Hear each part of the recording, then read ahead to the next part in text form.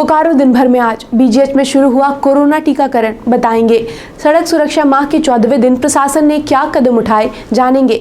बालिकाओं को सशक्त बनाने के लिए क्या पहल की गई, ये भी बताएंगे। नमस्कार, 2 दिन की छुट्टी के बाद एक बार फिर स्वागत है आपका बोकारो दिन भर में। मैं प्रियंका। पिछले 24 घंटे में जिले में बहुत कुछ हुआ। हर बड़ी खबर पर चर्चा करेंगे विस्तार से। जहां तक अन्य खबरों की बात, 25 दिवसीय टेराकोटा प्रशिक्षण का हुआ समापन, इसकी भी बात करेंगे। जिले के मौसम का भी हाल जानेंगे, कोरोना की भी बात होगी और भी बहुत कुछ। लेकिन पहले देश दुनिया का हाल। संसद में आम बजट 2021-22 पेश किया गया, जिसमें कोरोना वैक्सीन के लिए 35,000 करोड़ रुपए का ऐलान किया गया। पेट्रोल और डीजल पर सेस लगाने, कृषि ऋण का बजट बढ़ाकर 16.5 लाख करोड़ रुपए करने और बीमा सेक्टर में विदेशी निवेश बढ़ाकर 74% करने का भी ऐलान किया गया है। किसान आंदोलन का आज 68वां दिन।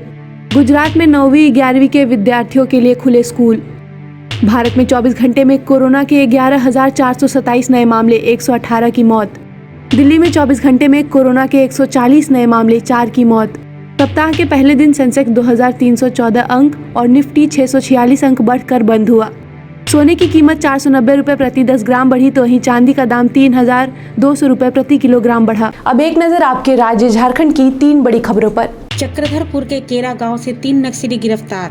देसी कट्टा, मोबाइल समेत कई अन्य सामान जब्त। आज से शुरू हुआ बरकाकाना डेहरी यात्री ट्रेन का परिचालन। झारखंड में पिछले 24 घंटे में कोरोना के 41 नए मामले सामने आए, वहीं 1 की मौत। तो ये थी देश, दुनिया और झारखंड की खबरें। अब नजर डालते हैं बोकारो के 9 प्रखंडों की खबरों पर, जो आज सुर्खियों में बनी रही। बीजीएच में डॉक्टर्स और हेल्थ वर्कर्स के लिए कोरोना वैक्सीन के टीकाकरण की शनिवार को शुरुआत हुई। इस अवसर पर बीएसएल के निर्देशक प्रभारी अमरेंदु प्रकाश और अधिशासी निदेशक चिकित्सा एवं स्वास्थ्य सेवाएं डॉक्टर ए के सिंह और बोकारो जनरल अस्पताल के अन्य वरीय चिकित्सक और कर्मी उपस्थित थे। इस टीकाकरण अभियान में बोकारो जनरल अस्पताल के 1000 से ज्यादा अधिक डॉक्टर्स और हेल्थ वर्कर्स को कोविड शील्ड की वैक्सीन दी जाएगी। टीकाकरण के पहले दिन लगभग 80 डॉक्टर्स और हेल्थ वर्कर्स को कोविड शील्ड की वैक्सीन दी गई। राष्ट्रीय सड़क सुरक्षा माह के 14वें दिन यानी कि रविवार को बोकारो स्टील सिटी के बिरसा चौक में पुलिस निरीक्षक अजय कुमार और एनजीओ के द्वारा रोको टोको अभियान चलाया गया, जहां वाहनों की सघन जांच की गई और नियम का पालन नहीं करने वाले लोगों से जुर्माना भी वसूला गया। साथ ही लोगों को सड़क सुरक्षा से संबंधित जानकारी दी गई और पैम्पलेट का भी वितरण किया गया। आज संसद में 2021-22 का आम बजट पेश किया गया। इस बजट के बारे में बारीकी से जानने के लिए हमने बात की एक एक्सपर्ट से। आज का बजट कुछ मामले में बहुत ही एक महत्वपूर्ण रहा। सबसे पहली बात रही आज की बजट की कि आज का बजट पेपरलेस था। पूरा डिजिटल फॉर्म में ये बजट पेश किया गया। अपने देश में निर्मित टैब में हमारे माननीय वित्त मंत्री श्रीमती निर्मला सीतारमण जी ने इस पूरे बजट को प्रस्तुत किया। जैसे कुछ लोगों का, आम लोगों का एक उम्मीद था कि इनकम टैक्स स्लैब में कुछ छूट दिया जाएगा या फर्दर कुछ और छूट दी जाएंगे जिससे मिडिल क्लास को थोड़ा रिलीफ हो, लेकिन उसकी उम्मीद एज ए प्रोफेशनल मुझे थोड़ा कम था, क्योंकि इसके पहले भी एक तीन मिनी बजट सरकार के द्वारा दिया जा चुका था during the Covid period, economy को बूस्ट अप करने के लिए। तो आज जो बजट आया, एक तरह से देखें तो कुछ इम्पॉर्टेंट जो सवाल थे उनको जवाब देने के लिए भी ये बजट अपने आप में एक महत्वपूर्ण है मेरे हिसाब से। ये मेरा अपना पर्सनल व्यू है। और सरकार ने बहुत ही नपा-तोला स्थिति में एक बैलेंस करते हुए इस बजट को प्रस्तुत की। तो फर्स्ट टाइम ये अपने इतिहास में अगर देखेंगे पिछले बजट की तुलना में, तो पहली बार ये बजट हुआ और ये पोस्ट कोविड का इफेक्ट बोल सकते हैं कि हमारी सरकार ने पहली बार हेल्थ सेक्टर को एक प्रायोरिटी के रूप में लिया गया। फर्स्ट टाइम कुल 137% पिछले बजट की तुलना में, यानी कि लगभग 2,23 करोड़ रुपया का बजट प्रावधान किया गया है केवल हेल्थ सेक्टर के लिए। इसके अलावा उन्होंने पोषण 2.20 स्कीम को लॉन्च किया। अच्छा, ये क्या है? जो कि ये है कि आपका न्यूट्रिशन इस बार बजट में आया है। Vehicle scrapping policy. अच्छा, व्हीकल स्क्रैपिंग पॉलिसी। इसके अंदर एक प्रावधान किया गया है कि आपका अगर प्राइवेट व्हीकल्स है 20 साल के बाद या कमर्शियल व्हीकल्स है तो 15 साल के बाद उसका एक ऑटोमेटेड फिटनेस सेंटर में उसको चेक किया जाएगा अच्छा।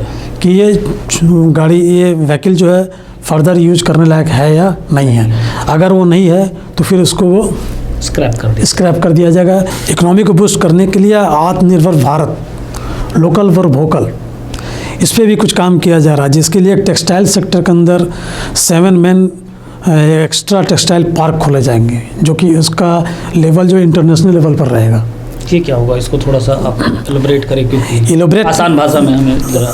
आसान भाषा में एक टेक्सटाइल पार्क अपने देश के विभिन्न जगहों पर लगाया जाएगा, based on availability of raw materials, उसका कॉस्ट कम हो, रॉ मटेरियल क्वालिटी अच्छा हो। क्वाइट ऑब्वियस है कि यहाँ के अपने लोकल के लोगों को उस पर रोज़गार मिलेगा, ट्रेनिंग मिलेगा, और इसके स्टैंडर्ड को इंटरनेशनल लेवल पर रखने की बात हो रही है। इसके अलावा सरकार ने इस पर आपका बेसिक इंफ्रास्ट्रक्चर पर ज़्यादा प्रेशर देने की बात हुआ, प्रपोजल आया है कि आपको नेशनल हाईवेज़ को और स्ट्रेंथन किया जाएगा, उनको बढ़ाया जाएगा, पब्लिक ट्रांसपोर्ट को और मजबूत प्रदान किया जाएगा। इसके लिए 20,000 बसेस खरीदने की प्रावधान की गई।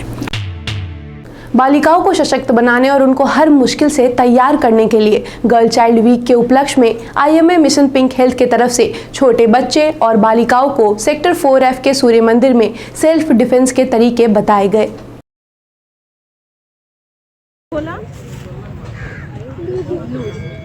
अब यहाँ से हम कुछ भी कर सकते हैं, या तो ये, ठीक है, और नहीं तो एक और चीज़ कर सकते हैं। अभी देखो, और ये है ना, इसको लेके नीचे जाओ, यहाँ से खींच के, जो भी चले, जो भी समझ में आए उसका पावर इसी की तरफ लगाओ, अपनी तरफ, ठीक है। अब यहाँ से ये हम लोग का मिशन पिंक हेल्थ की तरफ से गर्ल चाइल्ड डे था 24 जनवरी, तो हम लोगों ने गर्ल चाइल्ड वीक मनाया है। उसके तहत में सभी किशोरी कन्याओं को लोगों ने सेल्फ डिफेंस की शिक्षा देने की ठानी है, ताकि कभी भी उन पर कोई मुसीबत आए तो उन लोग उसका बाकायदा मुकाबला कर सके। झारखंड बोकारो द्वारा जरीडी के पंचायत भवन में 25 दिवसीय टेराकोटा प्रशिक्षण का आयोजन किया गया था, जिसका रविवार को समापन किया गया। इस कार्यक्रम में जरीडी बाजार के 30 टेराकोटा शिल्पकारों ने भाग लिया, जिन्हें डिजाइन एवं डेवलपमेंट ट्रेनिंग के बारे में विस्तार से प्रशिक्षण दिया गया। साथ ही इस प्रशिक्षण में नए डिजाइन के बारे में पूरी जानकारी दी गई। इसी बीच अब जान लेते हैं कोरोना अपडेट। बोकारो में पिछले 24 घंटे में 3 नए मामले सामने आए, वहीं 2 लोग कोरोना को हराकर डिस्चार्ज हुए, जबकि 1 की मौत हो गई। प्रदेश यूथ इंटेक के पुरानी कमेटी का भंग कर नई कमेटी बनाने की घोषणा शनिवार को यूथ इंटेक के प्रदेश अध्यक्ष कुमार रवि चौबे ने प्रेस कॉन्फ्रेंस कर की।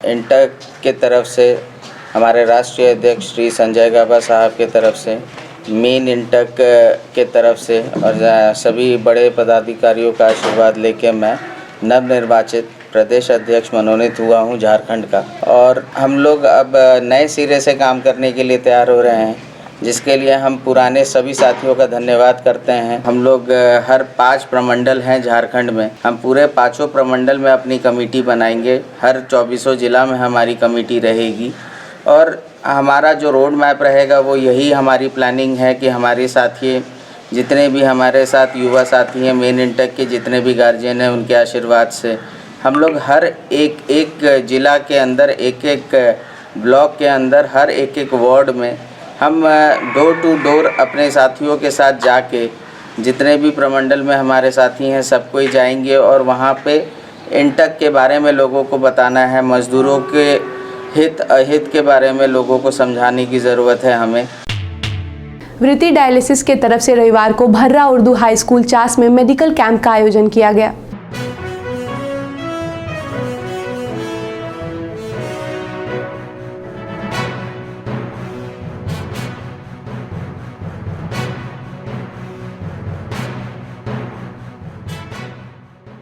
पिक्चर के अनुसार देख रहे होंगे कि यहाँ पर एक कैंप लगा हुआ भर्रा बस्ती जो उर्दू हाई स्कूल है।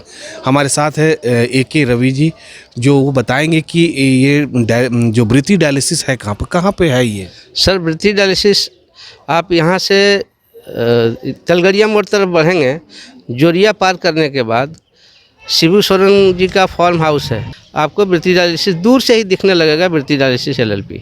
कुछ लोगों का जब हमने फ्लैश लाइट लगाया, उसमें बैनर वगैरह लगाया, आयुष्मान का बोर्ड जब लगाया, तो लोगों का डिमांड आने लगा कि भाई आप इतना अच्छा हॉस्पिटल खोले हैं, इतना अच्छा साफ़ सफाई सब कुछ है, अच्छा डॉक्टर्स मशीन वगैरह सब लाए हैं आप, लेकिन ये जानकारी नहीं है। आप गांव की ओर चलिए, हमारे गांव में आइए, कैंप लगाइए। हमने लोगों की भावना को कदर करते हुए आज कैंप लगाया है। अनाउंसमेंट होने के बाद हम वहाँ से चले, मस्जिद से जब अनाउंसमेंट हुआ तो हम यहाँ पहुँचे। हमारे पहुँचने के पहले लोग यहाँ 15 से 20 की संख्या में जुटे हुए थे और 8 बजे स्टार्ट हो गया था मेरा कैंप। कितने अभी तक कितने लोग आए हैं? लगभग 100 लोग पार कर गए हैं।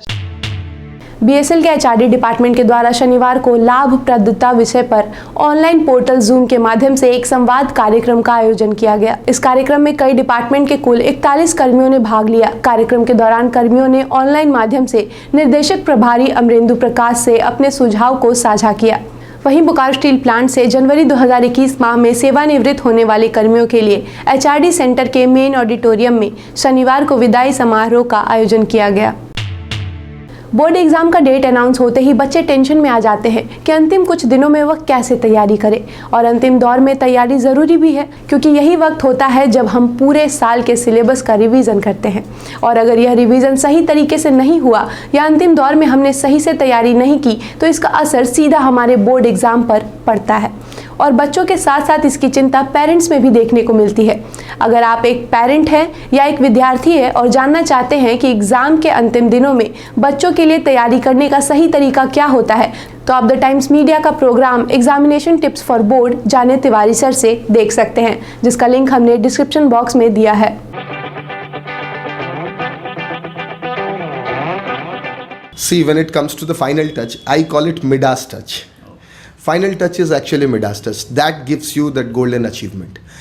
When you have studied the lessons, you already know. And as I told even in the last question when you asked me, that you cannot prepare for a marathon in the last lap. So it will all depend on what you have done for the entire academic session. At the end also, if you come up with new energy that, okay, I couldn't do too much within the session, but now I am ready. The best way is, for practice, don't refer to the book. If you are referring to the book, strictly refer to NCERT, which are going to be very, very crucial, at least in this CBSE examination. So practice with the sample papers, keep your morale high. अब जान लेते हैं मौसम का हाल। बोकारो समेत आसपास के जिलों में ठंड बढ़ता ही नजर आ रहा है। आज सुबह की शुरुआत धूप और शीतलहर के साथ हुई। मौसम विभाग के अनुसार आने वाले दिनों में ठंड का सितम और बढ़ सकता है और कनकनी भी बढ़ सकती है। अगले 2-3 दिनों तक शीतलहर चलने की चेतावनी दी गई है। मौसम की गंभीरता को देखते हुए मौसम विभाग ने राज्य भर में येलो अलर्ट जारी किया है। आज का अधिकतम तापमान 23 डिग्री सेल्सियस और न्यूनतम तापमान 8 डिग्री सेल्सियस रिकॉर्ड किया गया। आप अपने आसपास की घटनाएं और समस्याओं को हमें व्हाट्सएप कर सकते हैं। हमारा व्हाट्सएप नंबर है 9334210302।